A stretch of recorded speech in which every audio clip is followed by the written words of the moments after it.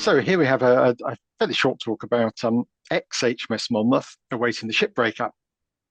HMS Monmouth, one of the Type 23 Duke-class frigates, also known as the Black Duke. It was the only RN ship to have its nameplate in black rather than the customary red letters that most Royal Navy warships use. Type 23 frigates have been in the core of the Royal Navy for the last 30 years. And Monmouth, in its prime, is shown there, sort of doing zigzags somewhere, probably off the Isle of Wight. But now Monmouth is no longer swanning around like that. Monmouth was in service for 28 years, longer than the original design life, and since 2021 has been moored in Fareham Creek awaiting a scrap sale. And parts that can be reused on the remaining Type 23s that are still in service have been gradually removed, leaving the ship looking quite bare. And in this picture, which was taken in August this year, Monmouth is at the front of the picture. And you can see even the main gun has been removed here. And behind her is Montrose, not quite so desolate, but also awaiting a sale for scrap. Occasionally, the ships get moved across to the main Portsmouth dockyard and they're used for things like training exercises, but most of the time they're just sitting there slowly weathering away. I was fortunate enough to have a serendipitous short trip around the exterior of both Monmouth and Montrose on a fine summer's day a few months ago. And I took the opportunity to take plenty of close-up photographs to document the state of the vessels, because I really had a desire to try and emulate their current look in model form. What was quite noticeable was a surprising number of the antennas are still in place, although obviously the interior electronics and supporting equipment's been long gone, as have the main weapons and the safety equipment, such as life buoys and life rafts. And the thing you notice most about Monmouth as you go around it is the rusty streaks. Absolutely everywhere you've got rust and weathering occurring on the surface of the hull and on the above water parts of the ship. Paint was rubbing off, and there were also signs of, as you can see in the bottom right there, some fairly fresh welds where panels had been taken away from the ship in order to extract some of the interior machinery, and then they'd been loosely welded back into place to provide a reasonable degree of firmness of the hull itself. And as you go around the ship, you notice that there are different degrees of weathering on different patches of the ship. Whether this shows a difference in the way the paints and coatings were placed on the ship, maybe in a non-uniform manner during the course of the last few years, or whether some of the different paints come from different manufacturers. There are about 6 manufacturers that produce paints that are used on our own warships regularly. But they're all very, very slightly different. And they give very slightly different approaches when it comes to weathering and endurance. And so you see the ship exhibiting a number of different shades of Royal Navy upper weatherwork grey as you go around the ship. And so for modelling Monmouth, my ultimate aim, which is only just started, is to build a good artistic representation of Monmouth in 135th scale. And you can get, for very little money really, some very nice models of Monmouth, both 135th and 700 scale from Trumpeter. They only cost 20 to 30 UK pounds each. And if you part with the same sort of money, you can buy White Ensign photo etch kits to enhance them beyond what comes in the normal model box. And so what I decided to do was build a 700 scale model first and use that as a sort of 3D sketch of what I was trying to eventually do in the larger scale.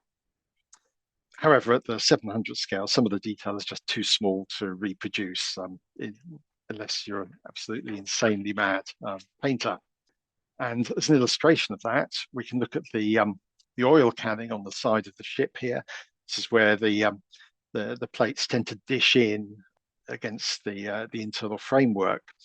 And you can see the depressions between vertical and horizontal interior structures there.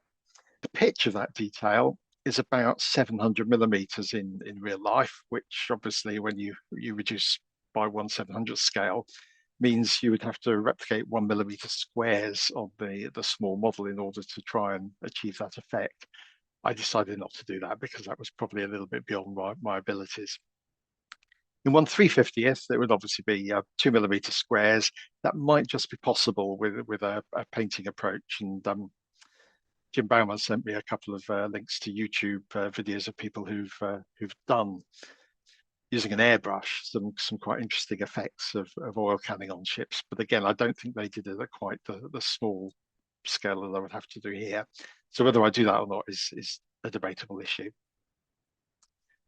But if we move from the real ship to the 700 scale model, what I did try to do using multiple layers of thinned Revel aquacolor acrylics was to create an impression of the differences in paint finish along the hull due to the different plates and different weathering as you go along it. So generally, I used a base color of fairly thick paint to build up the sort of roughly the right shade of Royal Navy grey, but then used various variations with slight tints to create the panel effect. So it's all painted rather using a brush rather than using an airbrush.